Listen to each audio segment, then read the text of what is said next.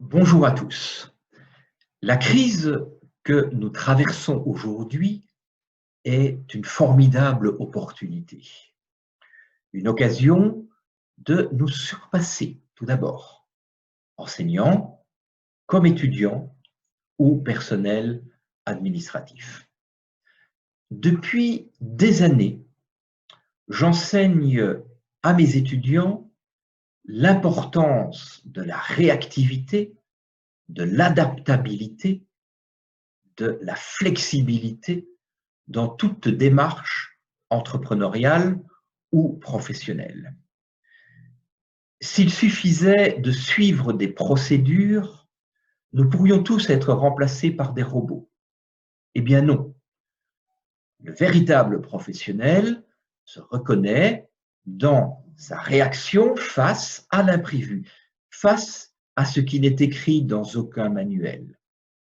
Aujourd'hui, c'est du concret. Nous sommes face à une situation totalement imprévue et nous avons pu prouver notre flexibilité, notre réactivité, notre adaptabilité. Certains professionnels de l'éducation n'ont pas su s'adapter. Ils ont été remplacés par d'autres qui en étaient capables, tout simplement.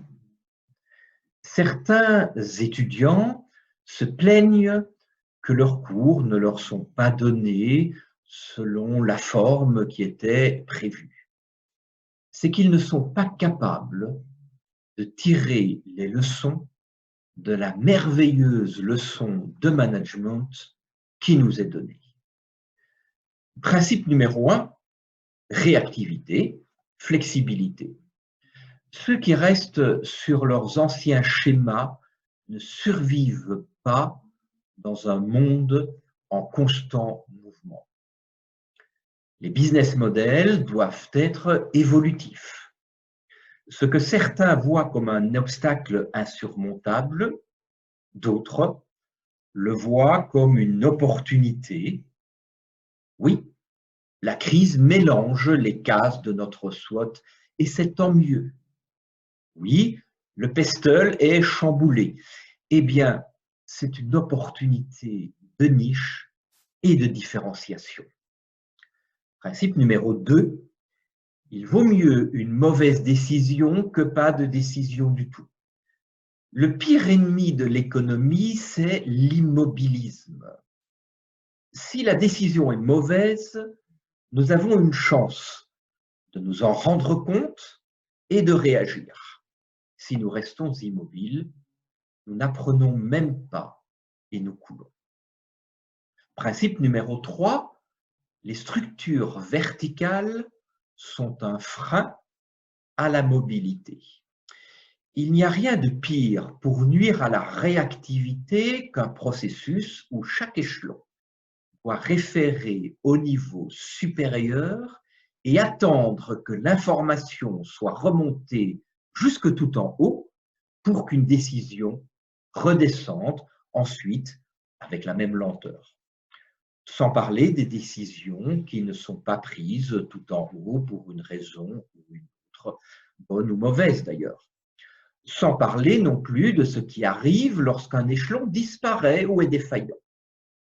Vous avez déjà essayé de rompre avec le pied une lignée de fourmis en pèlerinage entre le point de nourriture et la fourmilière. Vous avez remarqué la pagaille.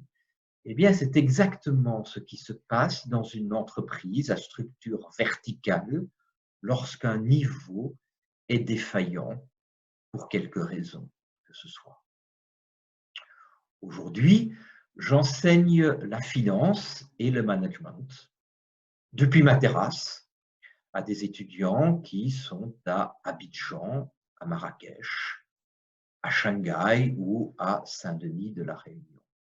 Ensemble, nous construisons le monde de demain, un monde meilleur, leur monde, un monde qui avait peut-être besoin d'une crise pour se renouveler et repartir avec de meilleurs sentiments.